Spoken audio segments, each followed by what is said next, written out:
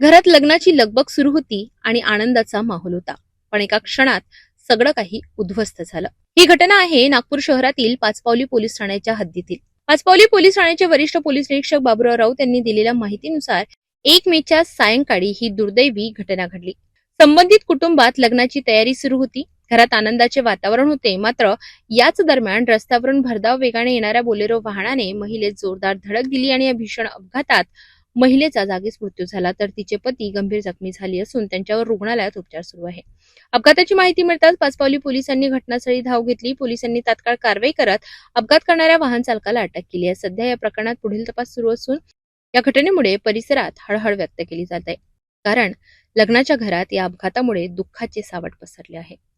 दहीबाजार पुलिया उतरून मेहंदीबागच्या पुलियानंतर त्याची जी वेग होती, भरधाव वेगाने एक बोलेरो वाहन चालवला।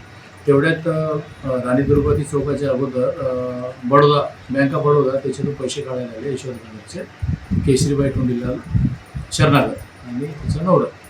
त्याची अचानक गाडी बंद पडल्याने टू व्हीलर थोडा गाडी ढकलत होता आणि ती बाईक चालत होती।